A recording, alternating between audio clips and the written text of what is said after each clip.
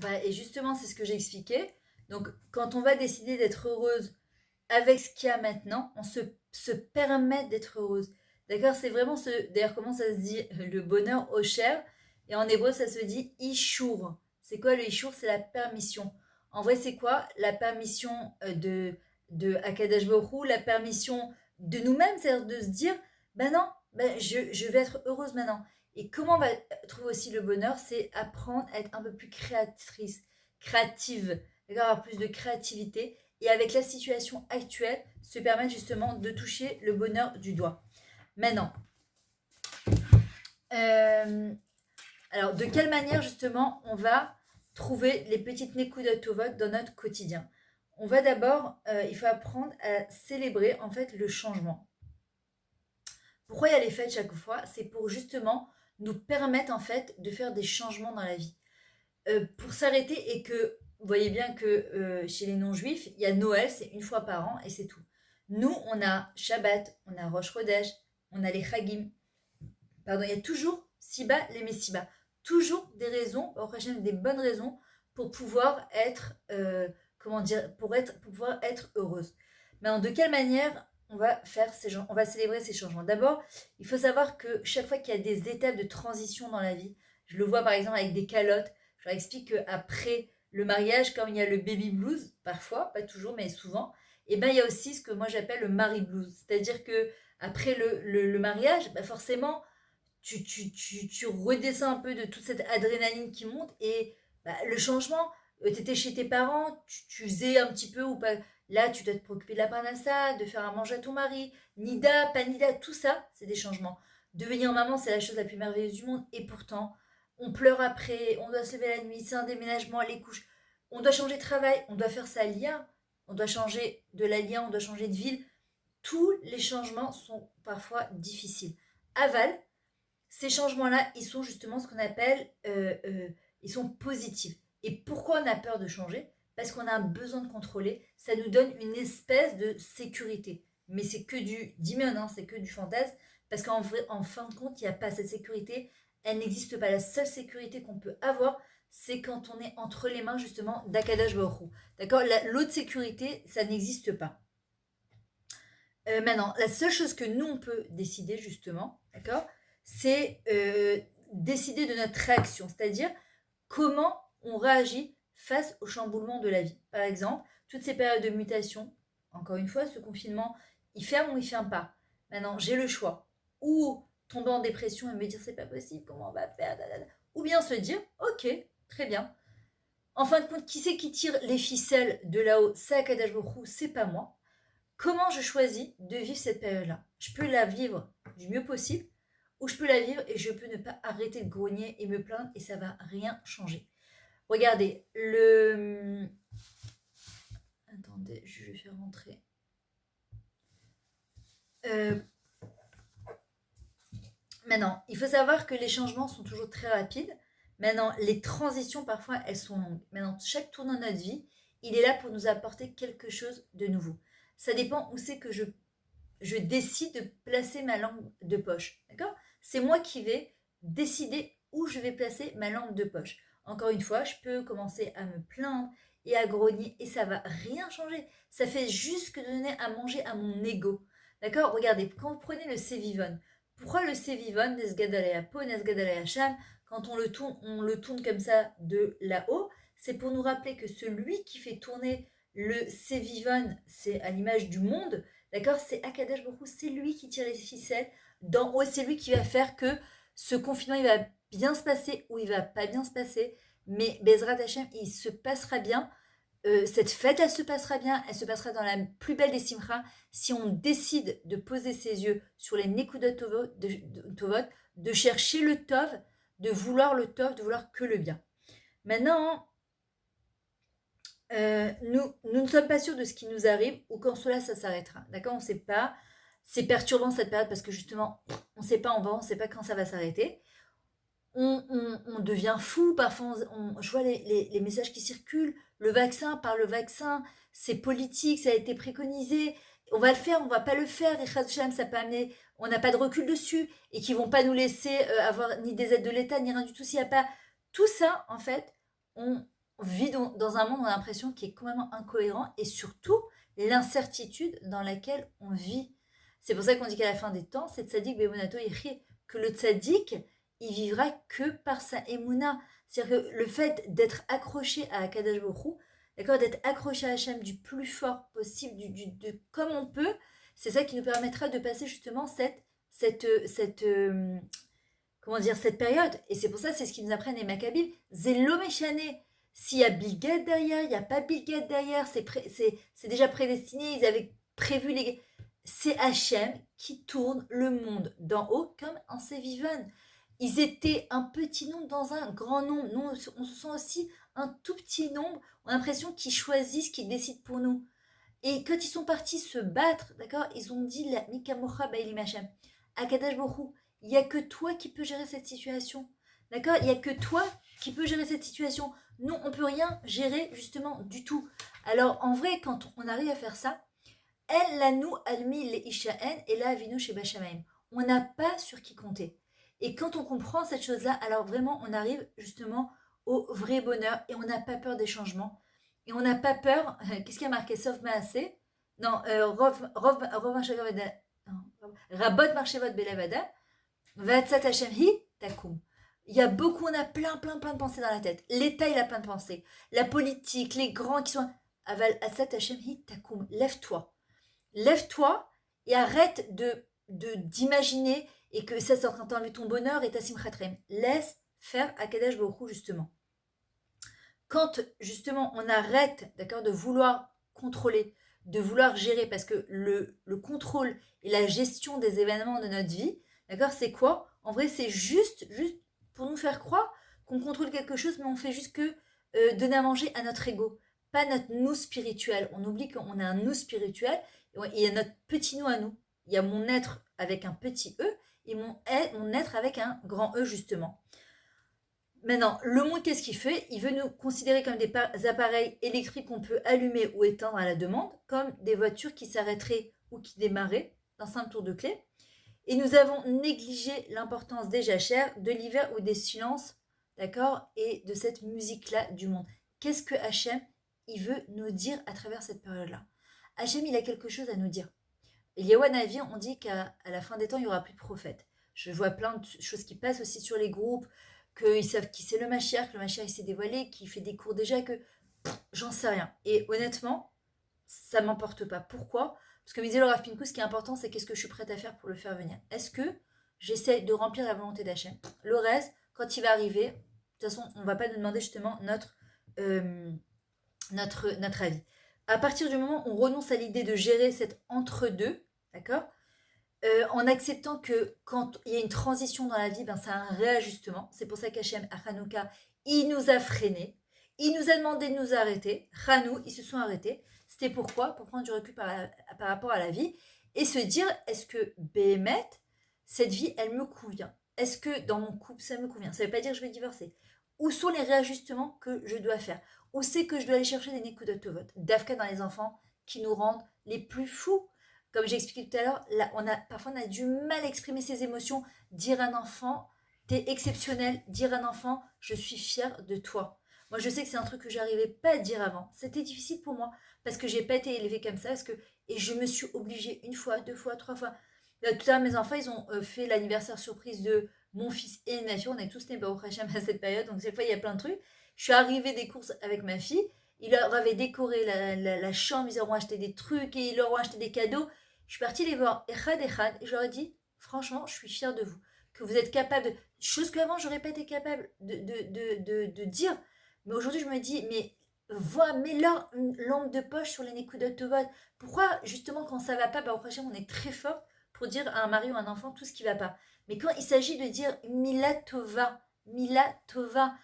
un mot gentil, Mila, c'est Lachon Yahalom, c'est un diamant. Tu peux redonner la vie à quelqu'un. Juste, alors, tu n'y arrives pas au début? Ça peut arriver. Et des fois, on n'y arrive pas. Qu'est-ce qu'on fait? Avec moi, j'ai commencé par des petits mots comme ça. Voilà, j'écrivais dessus. Bonne journée, mon cœur. Batslacha pour ta parnassa. Hachamitra. Un enfant, je t'aime très fort. J'arrivais même pas à dire je t'aime, je me rappelle. Je marquais maman qui, T apostrophe, avec un cœur. j'arrivais même pas à le dire. Et je me suis oubliée. Après, ça a été par des SMS quand on a eu les premiers portables. Après, ça a été par des WhatsApp. Et aujourd'hui, au Hachem, je dis pas que je suis arrivée à 100% à exprimer ça, mais je me dis pourquoi il faut toujours attendre Shalom de plus avoir pour pouvoir commencer à dire à une personne combien elle est bien. De mettre justement la langue de poche sur ce qui va. D'accord. Vous savez comment il n'y a pas un plus grand recette que ça. Redonner la vie à quelqu'un et redonner un sourire à quelqu'un. Maintenant, euh, Maintenant, quand on agit ainsi, d'accord, qu'on accepte cette période de transition qui est dans notre vie, de se poser à nous et de réfléchir par rapport à la vie, d'accord.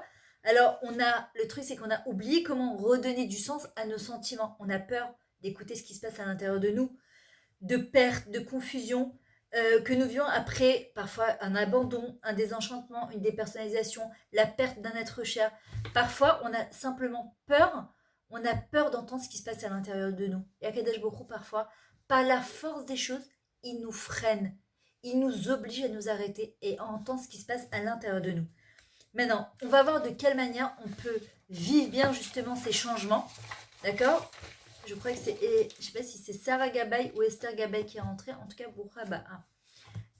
Alors, comment on va pouvoir justement arriver à faire ces changements? Premièrement, le lâcher prise. C'est super important d'arriver au lâcher prise, d'accord. C'est quoi le lâcher prise en vrai? C'est qu'on est dans une dynamique, on continue à agir. C'est ce qu'on a fait à Hanouka. On a agi, on a trouvé une petite fiole d'huile et on l'a rallumée tous les jours. Il y a eu un miracle, on a continué à agir, mais on s'est reculé pour laisser justement la place à Hachem. Le lâcher prise, c'est quand je fais quelque chose, mais je ne suis pas dans le résultat. Et comment être pas dans le résultat? C'est trop dur dans un monde où on nous oblige à avoir des résultats. Ben justement, Hachem il nous dit, le résultat, c'est pas ton problème. David Ameller, qu'est-ce qu'il nous dit? La mavette à Totsaot. Les résultats, hop, jette-les à la poubelle. Ce n'est pas ton problème. Alors tu dis, oui, mais quoi? Vis le talir, vis le processus. Et dans ton processus, prends ta lampe de poche et va chercher chaque fois la Nekuda Tova. Va chercher ce qu'il y a de bien. Je peux me dire, mais pourquoi c'est tout le temps comme ça? Pourquoi tous les Hanouka on se dispute? Pourquoi tous les Shabbats ça se passe mal? Pourquoi dans ma parnassage galère? Ou bien me dire, ok, maintenant c'est ce qu'il y a. Qu'est-ce que je veux améliorer? Or, à Hanouka, Hashem, il nous donne cette opportunité justement d'améliorer notre vie, de chercher les Nekuda Tovot et de demander des miracles justement à Hanouka pour que notre vie, Bezrat Hashem, elle peut s'améliorer. Mais elle commence par quoi? Comme il y a un sage chinois qui disait, pour faire un voyage de 1000 km à l'intérieur de soi, comme il dit Rabbi Nachman, c'est faire de la plongée à l'intérieur de soi, ça commence toujours par un premier pas, un lech lecha. Akadosh, c'est ce que nous dit. Je te demande pas de faire grand chose parce que je sais que tu es fatigué moralement, tu es épuisé moralement par tout ce qui se passe avec toi. Mais je te demande une seule chose. Fais un petit pas vers moi, un petit lech lecha. Assis-toi, regarde les bougies et commence à dire merci. Et commence à regarder ce qu'il y a de bien à l'intérieur de ta vie. Fais un petit lech lecha. Fais un tout petit changement à l'intérieur, dans la tête. Pas forcément dans les actions. Juste t'as guédi Toda, juste dis merci. T'as pas envie? Oblige-toi. Commence à faire une liste de tout ce qui va de bien dans ta vie, même si a priori t'as l'impression qu'il n'y a rien qui va de bien. Mais quand on commence à faire ça, c'est comme si on prenait une lampe de poche et qu'on agrandissait, qu'on agrandit et qu'on agrandit. Et au bout du compte, ce qui se passe, c'est que quand on commence à faire jaillir cette petite fiole d'huile, d'accord, qui est à l'intérieur de nous, dans tout ce balagan, si elle brûle un jour, elle brûlera 8 jours. 8, on a dit que c'est le miracle. Tu verras des miracles dans ta vie. Pourquoi? Par où ils commencent les miracles? Par être capable de voir dans le Nisayon le Nes. Elle est où la lumière positive de cette épreuve-là? Où? Et des fois, on n'arrive pas à la voir tout de suite, certes. Des fois, on la verra plus tard. Il y a des fois, on la verra dans un mois, dans un an, on ne sait pas. Des fois, on la verra peut-être même pas du tout. Mais comment, malgré tout, on décide, on choisit, dans ce balagan-là, d'aller chercher cette fiole qui est à l'intérieur, où ils l'ont trouvé sous les décombres du Beth Amikdash. Donc, dans les décombres, on est un mini Beth Amikdash, il faut le savoir. D'accord? Aujourd'hui, il n'y a pas de Beth Amikdash. On est un mini Beth Amikdash. On est un Chelok Elokemal. Dans les décombres à l'intérieur, où on est complètement dans l'obscurité, je lui ai dit, va chercher ta fiole d'huile. Rallume-la. Rallume-la. Mais tu dis, mais je peux pas, j'arrive pas. Rallume-la. Trouve un point positif. Et cette petite allumette que tu vas allumer, ça va faire au bout du compte une torche. Pourquoi? Parce qu'à force de chercher le tov, les rotatatov, les chapes tov, les frorbatov, de choisir le bien, tu finiras Bezrat Hashem par avoir une torche, d'accord, de lumière qui va béhémet éclairer ta vie, pas de l'extérieur comme on a eu l'habitude, de l'intérieur. Tu vois, éclairer de l'intérieur. Maintenant, lâcher prise, c'est par rapport justement à ce qu'on vit actuellement, c'est d'accepter qu'on vit quelque chose qu'on ne connaît pas. On est dans l'inconnu, on est dans l'obscurité totale. On ne sait pas où on va, on ne sait pas où on met les pieds. Et cette insécurité, elle nous rend folle. Mais Baruch Hashem, in Elohim veloishan shomer Israël. Akadosh Baruch Hu, lui, il nous a jamais laissé tomber. Il nous tient la main. Vous croyez que vraiment, dans cette période-là, si Hachem ne nous tenait pas la main, on pourrait tenir? C'est impossible. C'est juste impossible. Et Hachem, il dit, je te lâche pas la main. Je t'ai pas jeté au milieu du désert, je t'ai dit, débrouille-toi. Non, non, non, non. Dans le désert, dans le moment qui était, a priori, cette période de transition entre l'Égypte et Israël, où il n'y avait rien, c'est là où je t'ai le plus protégé, où tu as eu la manne à portée de main. Et on le voit bien aujourd'hui, je ne sais pas comment c'est chez vous, mais malgré que là, il n'y a plus de parnassa, etc., on vit quand même de miracles au quotidien. Et plus tu vas chercher le miracle, le nes dans l'Israël, et plus Hachim va t'envoyer des miracles. Et plus tu vas remercier sur les moindres petites choses, et plus Hachim va te donner de quoi remercier. Et c'est notre travail justement de Hanouka. Maintenant, on peut justement, comment on va changer notre qualité de vie, on va améliorer notre qualité de vie pendant cette période-là justement. C'est soit je décide de rester frustrée en me disant ce qu'on a perdu, comment c'était bien, les Hanouka d'avant, les réunions de famille, les hôtels à Eilat, les vacances, le fait qu'on pouvait voyager, ou bien me dire ok, je peux rester frustrée comme ça et puis ça va rien changer, ou de choisir de me dire ok, comment je vais faire pour que dans ce changement-là, je vais grandir. Je vous l'avais expliqué il y a quelques temps, le premier Séguer qui a eu, le premier confinement, je l'ai très bien vécu. Après les 2 mois de confinement, où moi qui avais l'habitude de bouger tout le temps, de voyager, j'ai eu 1 mois et demi, j'étais complètement cassée. Mais je pleurais, je dormais à 4 heures du matin, je me levais à 11 heures du matin. Mais c'était pas moi du tout, moi qui étais tout le temps en train de... Et à un moment, je me suis dit, ok, jusqu'à quand tu vas rester à grogner, à frustrer? Tu te révoltes en fin de compte contre Hachem, contre ton toit, ça change quelque chose? Ça a fait quelque chose pendant ce mois et demi? Non. Relève-toi. Relève-toi. Essaye de voir ce que tu peux faire avec les moyens que tu as. Comme les Maccabim, ils ont fait. C'est ce qu'ils nous apprennent. On est tous des Maccabim à l'intérieur de nous. On a tous des capacités qui... On est extraordinaires. On a tous... Les Yévanis, ils ont voulu nous faire croire. El lachem chelek elokai mimal. Et nous, on vient les contrecarrer en disant Yesh lanu chelek elokai mimal. Yesh lanu. Et si on a chelek elokai mimal, on est des êtres infinis. Donc, on a des kochot infinis. C'est ce qu'on dit le matin. Baruch Hanoten, la Yaef, quoi. La Ayef. Pas la Ayef, pas celui qui est fatigué. La Yaef, c'est celui qui fait tout, Bezrat Hashem, pour trouver le tov. Hashem, il lui donne le koar. D'ailleurs, le mot koar, c'est la guématria de 28. Kafret.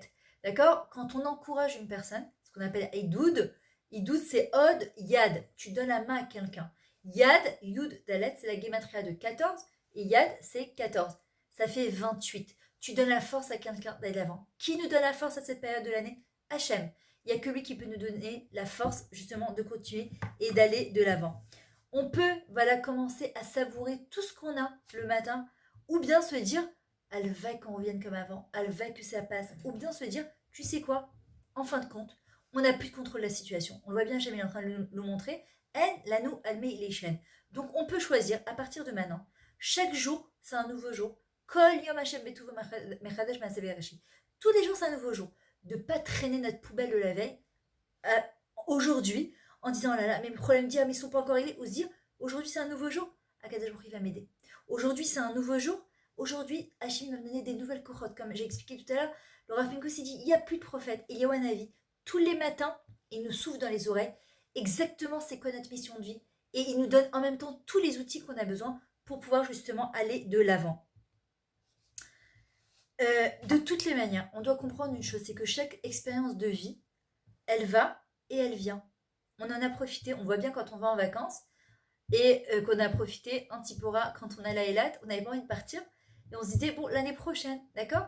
Mais c'est comme ça va, ça vient. Le mariage, ça dure quelques heures, mais après c'est le travail d'une vie. L'accouchement, c'est le wow pendant les 3 jours, après on a la baisse d'hormones. Toute expérience, ça va et ça vient. Il faut savoir une chose, que tout ce qui se compose, se décompose aussi. Donc nous, on doit apprendre à s'accrocher, justement à plus s'accrocher à ces lumières extérieures, mais on doit apprendre à s'accrocher justement à ces lumières intérieures.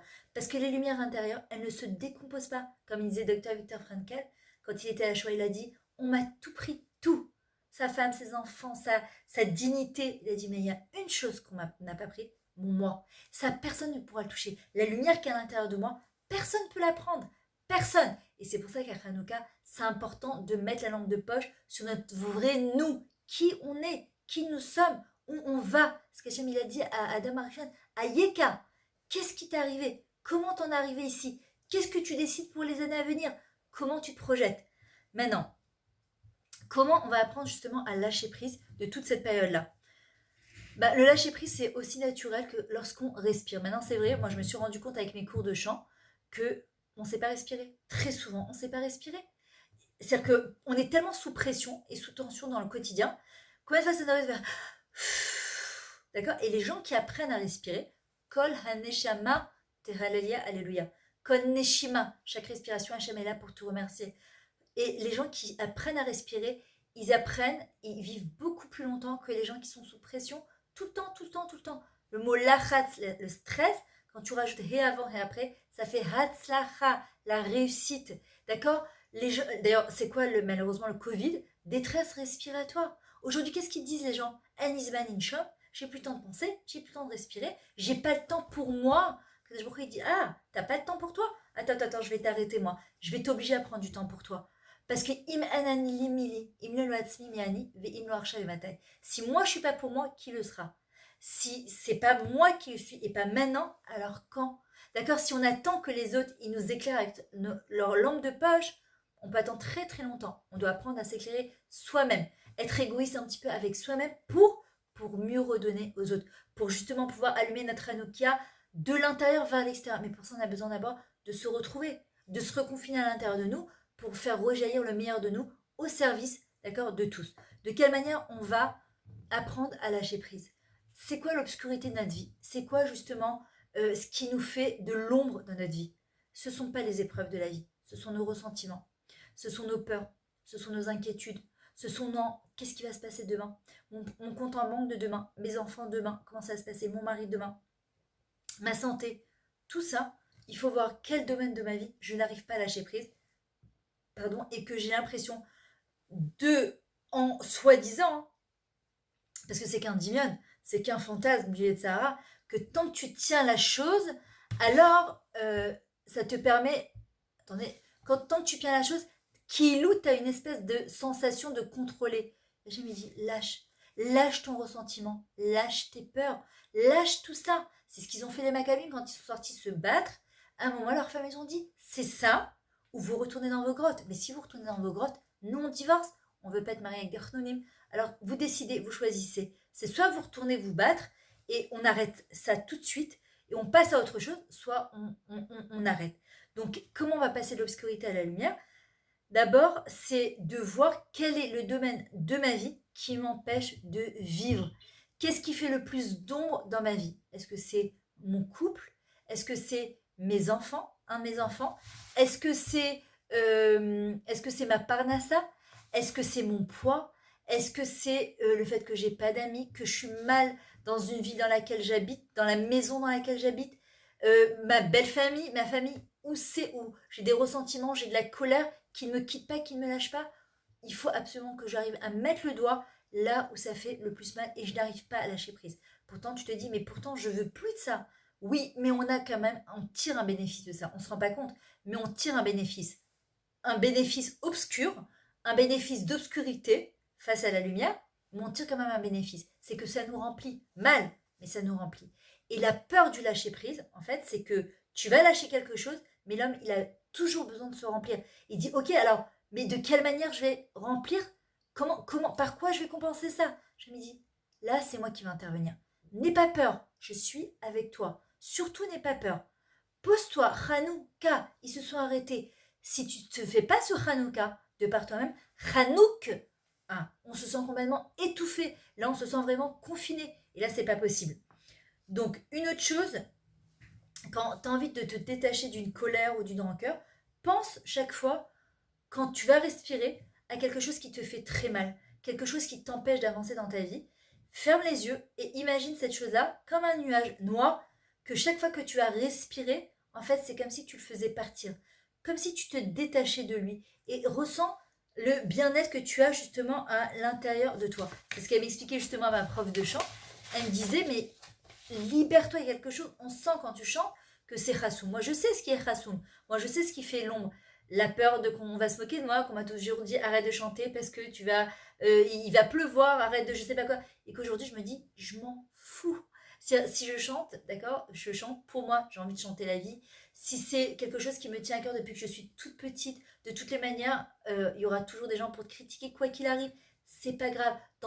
Ce qui te fait Marsom, barrière entre toi et Hachem, entre toi et ton toi-même, prends ta lampe de poche, éclaire, éclaire, éclaire encore, et ne lâche pas justement ce point de lumière. Maintenant, de quelle manière on fait des changements et on trouve des points de lumière dans notre vie? Il y a une shita qui s'appelle le Kaizen, d'accord. En fait, c'est ce qu'on appelle le changement en douceur. On voit bien que par exemple dans la Hanoukia, qu'est-ce qu'on fait? Comment on allume? On n'allume pas d'un coup. On fait un, le lendemain on fait un plus un. Ensuite on fait un plus 2, un plus 3, un plus 4. On va en avançant. On va jamais en reculant dans la Torah. Quand on compte le Homer, on ne fait pas 50 moins, on fait un plus.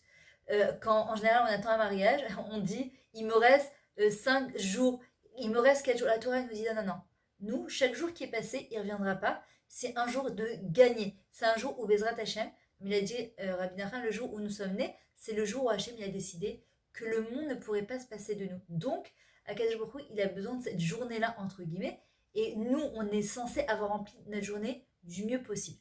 Donc, ce qu'on va essayer de faire justement, c'est de faire des petits changements en douceur. D'accord? Vraiment, d'essayer de faire des petits changements en douceur, comme on peut, de la manière quand on peut. Par exemple, une personne qui fume et qui sait qu'elle doit arriver à fumer. Bouchot Baot, à tous celles qui sont arrivées, je vais à Dvora, je vais aller à Marciano. Toutes celles qui sont arrivées, Bouchot Baot. Donc, par exemple, quelqu'un qui veut arrêter de fumer, d'accord, et qui n'arrive pas. Bon, après, je fume pas, mais je vois les gens qui fument autour de moi, c'est une vraie dépendance. Ça peut être une dépendance au chocolat, ça peut être une dépendance aux séries, ça peut être une dépendance aux jeux vidéo, ça peut être une dépendance à 10 000 trucs. On peut pas dire à une personne, t'arrêtes du jour au lendemain. Ça s'appelle des changements brutaux. Et ça, c'est difficile. Ce qu'il dit Rabbi Nachman, il dit commence par un petit point, une petite Nekuda Tova. Comment? Une personne, elle décide par exemple de ne plus fumer dans la voiture. Elle dit, tu sais quoi? C'est pas que je fume plus du tout, je suis plus dans la voiture. Et puis après, elle va décider de plus fumer à l'intérieur de chez elle, elle va décider de fumer à l'extérieur, c'est-à-dire dans son balcon. Alors maintenant, c'est l'hiver, donc il fait froid, forcément, t'as pas forcément envie. Et puis après, de passer à des cigarettes un peu plus light. Et puis après, de fumer, de passer de 20 à 18. C'est comme par exemple le Shabbat. Il y a des gens qui me disent, je rêve de faire le Shabbat entièrement, mais j'arrive pas à me détacher de la cigarette. Je me rappelle Rav Forter, il avait dit que c'était une des choses qui lui avait qu'il avait aidé à arrêter de fumer, parce qu'il avait dit, c'est pas possible que tout le Shabbat, je pense à ma cigarette de Motzei Shabbat. En plus, la cigarette de Motzei Shabbat, apparemment, elle est affreuse, et qu'il y a quand même cette dépense, cette habitude qu'on a dans les mains. Et en vrai, tu passes. Moi, je dis aux gens qui fument le Shabbat, ok, tu sais quoi, t'arrives pas à t'arrêter, tu peux en fumer par exemple 15 au lieu de 20. Tu peux juste le vendredi soir de pas fumer et le lendemain on voit. C'est-à-dire que fais un petit effort, fais un petit pas vers Hachem. Ce que tu sais pas, c'est quand toi tu as fait un pas vers Hachem, tu as fait un petit lachlecha, Hachem il en fait 100 vers toi. Toi, tu as allumé une petite allumette avec ce que tu pouvais dans ton balagan, Hachem il va t'allumer 50 allumettes. Le problème, c'est que nous, parfois, on ne voit pas la lumière au bout du tunnel. Ah, ça va encore couper. Même si ça coupe, on se reconnecte. Bon, même s'il est 10h moins quart, c'est vrai. Bon, on va essayer de faire... il nous reste 10 minutes, on va essayer d'avancer le plus vite possible. Pareil pour quelqu'un qui a envie de maigrir, d'accord? Quelqu'un qui a envie de faire du sport, quelqu'un qui a du mal à dire des mots gentils, par exemple. Et de commencer par un petit mot gentil. Tu sais quoi, tu te dis, allez, un mot gentil par membre de ma famille aujourd'hui, ou au moins à mon mari, ou au moins à mon enfant, ou tu sais quoi, celui qui me pose le plus de problèmes. Un mot gentil. Ce mot gentil, tu peux lui rallumer sa vie, tu peux lui rallumer son cœur, et ça va l'aider peut-être à se défaire de toutes ses crises, sa recherche de soi, d'accord, mais de manière difficile, parfois par un mot gentil. Se dire aussi un mot gentil à soi, se regarder dans la glace et se dire Myriam, je t'aime. Myriam, merci pour ce que tu es. Alors au début, tu as l'impression d'être une grande débile, excusez-moi, hein, mais se regarder dans un miroir et se dire ça, quand tu es tout seul, tu te dis heureusement qu'il n'y a pas de caméra parce que franchement, je ne me vois pas du tout faire un truc pareil. Et vous savez combien ça fait du bien de se prendre soi-même dans les bras et se dire justement des mots gentils. Maintenant, comment on va avancer justement? On va dresser la liste des aspects de notre vie que je veux améliorer. Par exemple, comment je peux prendre un peu de temps pour moi pour faire un peu plus prendre du temps pour moi, peindre, faire du piano, faire un peu de course et en fait de commencer par 5 minutes par-ci, 10 minutes par-là, de ne pas faire des changements violents. Jacob, ils apprend à faire ça. Une marche par une marche. Une bougie, tous les jours on rajoute une bougie sur cette bougie-là. C'est ce qu'on appelle célébrer ces mini-victoires. Et justement, les hautes est à top. D'accord, c'est quoi? Voir le bien, c'est se dire, ok, j'ai crié toute la journée, alors que le juif de Hanouka, celui qui remercie, j'ai pas arrêté de me plaindre. Mais malgré tout, pendant la demi-heure où j'ai allumé les bougies, je les ai observées, je me suis tue et j'ai rien dit. Et pas seulement j'ai rien dit, j'ai remercié pendant une demi-heure. Alors c'est vrai, je suis pas au top. Mais dans cette demi-heure, je suis fière de moi parce que je suis au top. À quoi ressemblerait notre vie aujourd'hui si on avait fait depuis déjà plein d'années tous ces mini-changements? Alors moi, je vous pose la question aussi autrement. C'est que, mieux encore, imaginez votre vie, notre vie, à quoi elle va ressembler dans quelques années si on commence dès maintenant à faire des mini-changements. Maintenant, comment on va trouver des petites victoires justement? Alors, il y a au niveau de la maison, au niveau du travail, en famille, dans mon couple, avec mes amis, au niveau de ma parnassa, au niveau de quelque chose qui me bloque, qui fait ombre dans ma vie, de quelle manière je vais pouvoir faire des changements. Maintenant, ok. Maintenant, une chose qui nous permet aussi d'amener beaucoup de lumière dans notre vie, d'accord, c'est la force de l'imagination.